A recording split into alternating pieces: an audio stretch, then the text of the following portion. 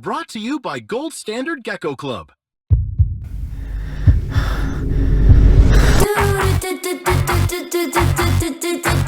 want this? I think that you should have it.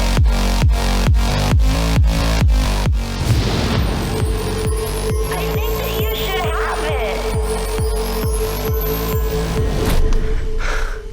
I can't believe I just lost to Manny again.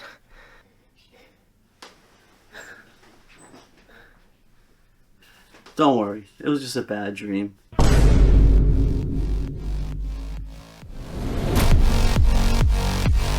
think that you should have it. Now, back to your regularly scheduled programming. Perhaps the most important morph in crested geckos is the Harlequin. Today, we are reviewing the Harlequin morph. We're going to break down this video into 3 parts: the history, the inheritance and description of the Harlequin morph, and the market potential. So the Harlequin actually derived from the flame, or what we used to call it back then, the fire gene. We started to see Harlequins in the late 1990s and early 2000s, but it wasn't until the early 2000s that we actually realized that the Harlequin was actually a stacking of the flame morph. The first wild collected flames and fires were brought to the US market in late 1995. Before then, all the crested geckos that were brought to the US market, or that actually Philippe and LMReptiles and Frank Fast saw in New Caledonia, were all a version of a patternless, a tiger, basically what we call phantoms today. A lot of them had white fringe. That's the lines on the back of the legs of the animal. So before that, we really didn't see any Harlequins in the trade. Everybody was so focused on trying to breed for brighter reds, tigers, or white fringing. There was some pinstriping showing up, but all of these geckos didn't compare to what was to come. To understand the Harlequin, you first have to understand the base color. Think of the base color as the first layer of the gecko. This is like the background of the gecko. Some geckos, like you see here, are dark-based or red-based geckos. There's also yellow-based geckos. The flame and the Harlequin markings are the second layer that go over that base layer. Typically, you'll find these markings in the dorsal or in the laterals. The flames and the fires, what we used to call them back then, have just the markings down their dorsal in top of their head, and maybe some traces of it in their laterals. The Harlequin is the further development of the flame, which is those markings on the dorsal, but also lateral markings and limb markings that are starting to creep up. Now, Harlequin markings come in a variety of different colors, ranging from orange pattern all the way to white pattern and everything in between. The pattern color is inherited in a polygenic manner. Polygenic traits can be best described by things like height or skin color in people. For example, tall person and a short person have a baby. They may have their offspring may be somewhere in between of them. You may get somebody as tall as dad and as short as mom, or maybe the offspring will be somewhere in between. If 2 tall people were to have babies, then typically the offspring would be just as tall as those people. In the same scenario, if you had a white person have a baby with a black person, then you would have somewhere in between. Their skin color would be somewhere in between. And that's how we could kind of describe the colors and the polygenic traits that are passed down in the Harlequin color of these animals. So if you breed an orange pattern gecko to a white pattern gecko, you might get some offspring that are orange, cream, or white, and some anywhere in between. So that's the best way to describe how that gets passed down. Now, to make things even more confusing, Harlequin markings are actually influenced by tiger patterning or pinstripe patterning. Tiger patterning breaks up the pattern vertically, and pinstriping pushes the pattern horizontally. Pretty much any crested gecko that's not a phantom or patternless today will have some variation of the Harlequin markings. Thing is, in the market, or when you go on Morph market, or when you go buy an animal and you see the descriptions, people tend to refer to the animal as what it primarily is taken after. Not everybody will label this a Harlequin, but it actually is Harlequin because you can see the Harlequin markings here. Harlequins is actually in almost all the geckos that we see today because it's been stacked for so many generations from that original flame gene that it's hard to actually find regular flames without Harlequin markings these days. Guys, none of this would be possible if it wasn't for our sponsors, so please make sure you check them out and give them your support. First up is ZooMed, the best reptile products in the game, bar none. Second is Palmstreet, you guys. Palmstreet is the new way to sell reptiles and buy reptiles. I've been buying a lot of stuff on Palmstreet. And lastly is Pangea, guys. Pangea has been a staple in the crested gecko world for a long time. They got high quality animals and great food. Now that we understand what the Harlequin markings are, let's talk about the market potential. This is probably the most widespread mutation in crested geckos. There is so many different types of Harlequins out there that it is hard to just say it is a 10 out of 10 potential or a 4 out of 10 potential. I'm going to say Harlequin markings rate at a 9 out of 10 potential. And the reason is because most beautiful geckos in the world have some sort of Harlequin markings. Whether they're tricolors, lily whites, extreme Harlequins, or full coverage Harlequins, triple X animals, they all are a variation of the Harlequin markings. And that is why it is so important that when we're looking at the potential market value on these animals, there's a little caveat, right? You have to take in consideration the lines of that animal. You have to take in consideration how much selective breeding has gone into that animal to get to that point. Some people might not be specifically looking to make that particular trait better. Some people might just be looking to make the Dalmatian spots better, so they don't care about what the Harlequin in that animal looks like. An animal like that will not have as much potential in the market as an animal that's been specifically bred to look like a really bright white extreme Harlequin. I give the Harlequin markings a 9 out of 10. I think that it is one of those foundation morphs and traits that we cannot get away with. Any gecko that you want to work with, pretty much, with the exception of phantoms and tigers and stuff, they're going to have Harlequin markings. So you have to keep that in mind. If you want a high quality Harlequin, you have to look at the pattern and the color. There's so many different types of Harlequins, as you can see here.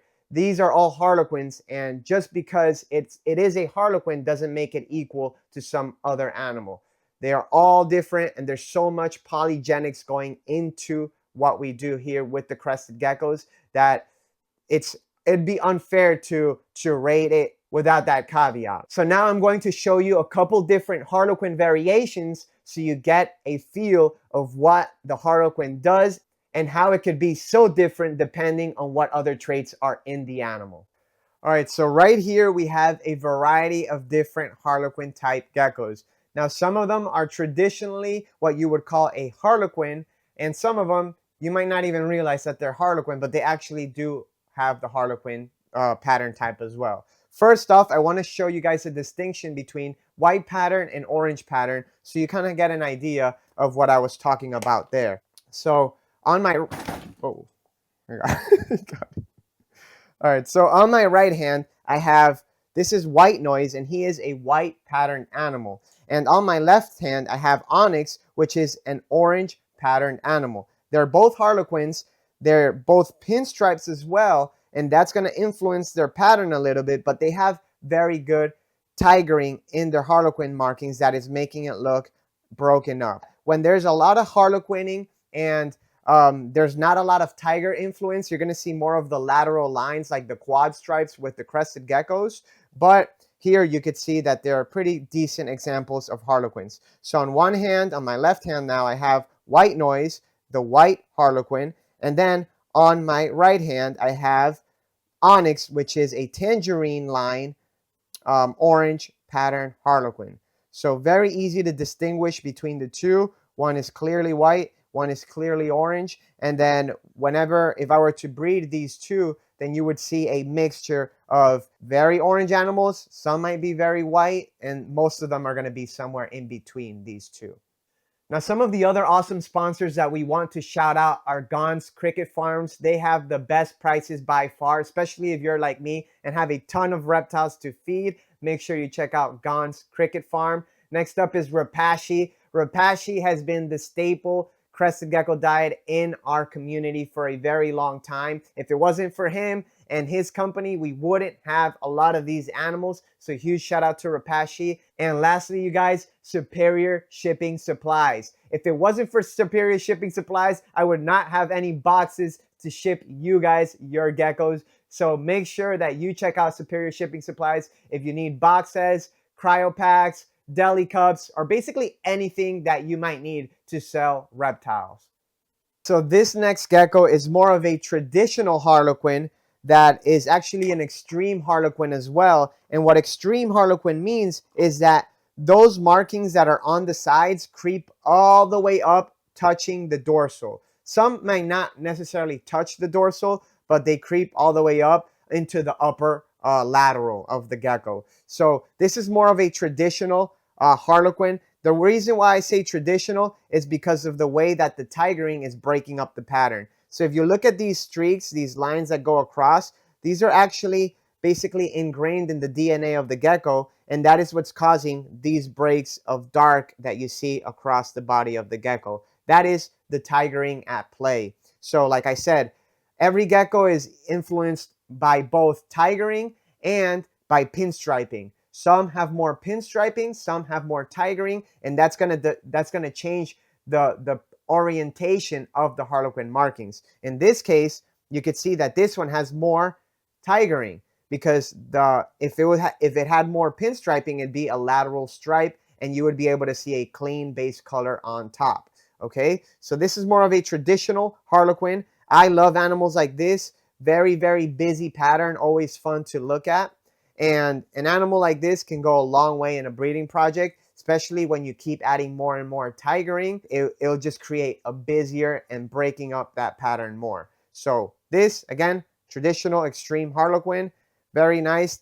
Tiny bit of a tricolor as well. Not something I would label tricolor, but technically it is. And later on, as you'll see, there's different degrees to tricolors, and we're going to take a look at tricolors in a second here. This is an amazing gecko regardless. Now, this gecko here is something that if I were to post for sale, I wouldn't necessarily label Harlequin. Not because it doesn't have the Harlequin trait, but because the primary objective of this particular project has nothing to do with Harlequin. If you look at it, it is a yellow gecko, obviously.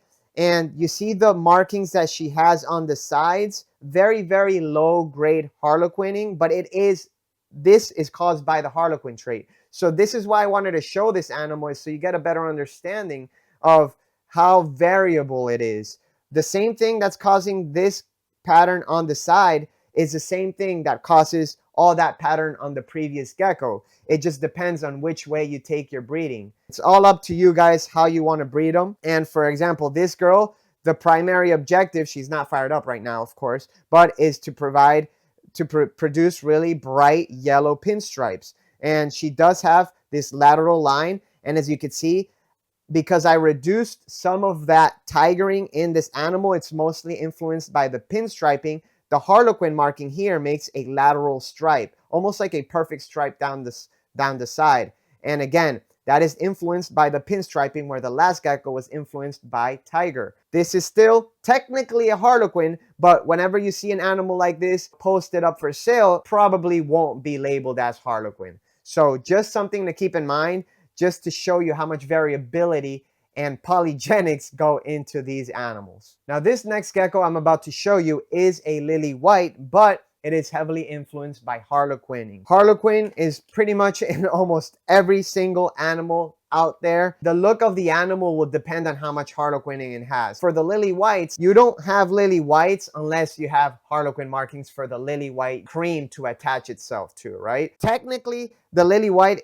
the white that you see is an absence of color. It's easier to understand, at least in my mind, if I were to tell you that the lily white attaches itself to the Harlequin. And this is what you see here. All the cream that you see, all the white is basically Harlequin markings on the sides and on the dorsal. The black, the dark that it has is the base color. So this would be a dark base, or a black, I wouldn't say black base, but it is a dark base, extreme Harlequin lily white. Just a little secret, those high expression lily whites that you see are typically extreme Harlequin lily whites, because the Harlequin and the lily white go hand in hand so beautifully that the more Harlequining you have, the more white you're going to have on the gecko, the more white coverage. So that's why a lot of people say high coverage lily white, and you see an animal that's clearly almost all white. That is why, because it has a lot of Harlequin in its DNA basically. So very simple to see on a lily white because it's just so spectacular, and the cream just sticks out. It contrasts the background so very well. If you like those kind of like waves that it has on the laterals, then you're going to want to make sure that the Harlequin has a lot of tiger influence. Beautiful combination, Harlequin lily white, probably one of the best morph combos you could get. Registration is officially open for the 2025 August Daytona Reptile Show Gold Standard Gecko Club competition. So if you think you have the best gecko, if you think you have what it takes to become a gecko champion, make sure you register by emailing us down below. So the next 3 geckos we're going to show are 3 different types of tricolors. Tricolors are perhaps the most popular of the Harlequin variation, and for a good reason. It's a very, very striking animal. 3 colors, high contrast. It's hard to look away from these animals. First gecko I'm going to show you is this tricolor, which it's an absolutely incredible animal, but out of the 3 that I have to show you, this is probably the lowest tier tricolor.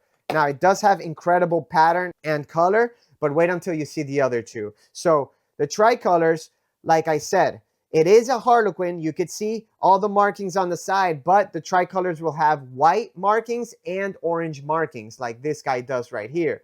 The dorsal there is typically that high white cream, and the tricolors will also develop like specks and breaks of orange inside of that dorsal. That's what you see inside of that dorsal there. A lot of people think that's empty back, but it's not empty back. That is the tricolor at play. That is the orange and the white fighting for dominance basically. So that is what you see there, and you can also clearly see the white walling or white out laterals along with the orange Harlequin markings there. Now, we will make another video on whiteout and white walling because it is technically a little bit different than just your regular Harlequin markings. You don't have white walls or whiteouts without Harlequin. So just so you guys could see there the variation of this tricolor and how amazing it looks when you put it all together. All right, this next gecko is another incredible Harlequin tricolor pinstripe male.